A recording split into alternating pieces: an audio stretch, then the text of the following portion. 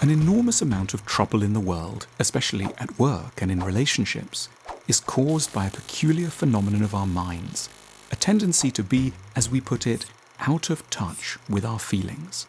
When we first meet this idea, it sounds strange and even a bit insulting.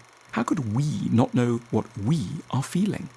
Of course, we look from the outside like unified beings. We carry one name and sit in a compact physical container. The distances between different parts of us aren't so great. How then could we be so multiple as to have secrets from ourselves? But in reality, there are at least two distinct parts to mental life, a feeling self and an observer self. Sometimes the two are utterly aligned. Someone asks us what we feel like eating, and the communication between the two selves is clear and immediate. We don't even notice a lag. We simply answer salmon and avocado. At other points, it's far trickier. We're sitting on the sofa at home after a long day at work and are under the impression that we feel quite calm. But suddenly, an apparently minor remark from our partner arouses us to deep irritation.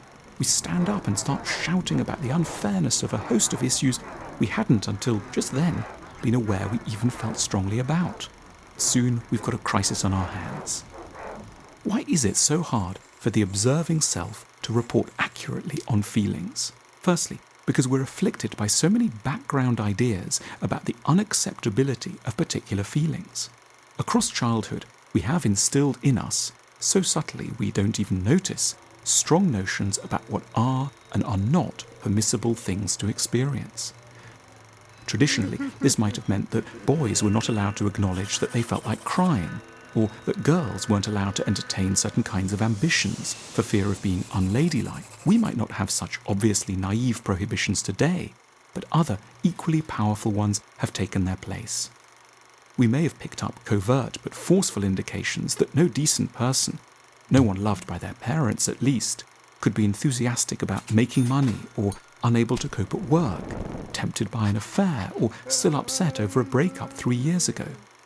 Furthermore, despite the apparently sexually liberated spirit of the times, the lion's share of our sexual impulses remains impossible to avow.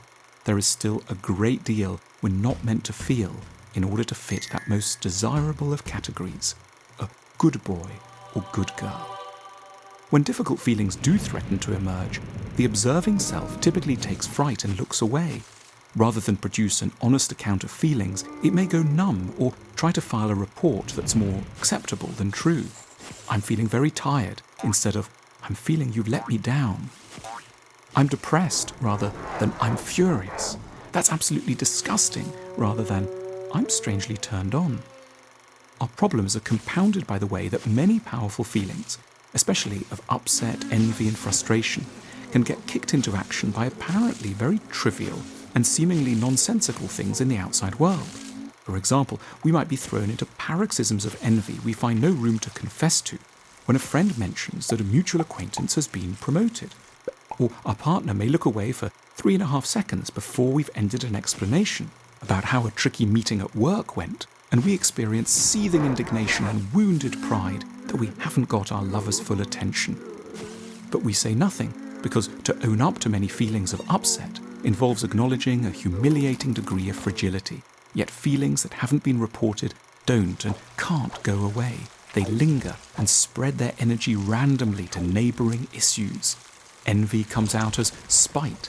Anger over inattention comes out as a remark that the partner is looking rather fat at the moment, though of course by the time that hurt has manifested itself as aggression, any chances of being comforted are clearly over.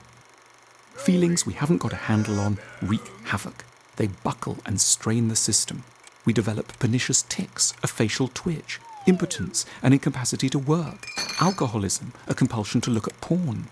Most so-called addictions are at heart symptoms of insistent, difficult feelings that we haven't found any better way to address.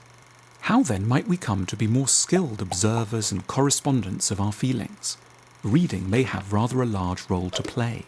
A great writer is, ideally, someone uncommonly patient about the curious, less discussed, apparently weirder things that float around in the human head.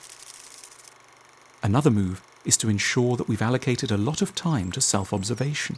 It can look rather self-indulgent to ask for a few hours in the evening in which there's nothing more apparently demanding to do than sit and stare out of the window or around the bedroom with a pad and pen on one's lap. These so-called idle moments are when the observing self can finally catch up with feelings that might have been too shy, ashamed or harassed to emerge in the rest of the day.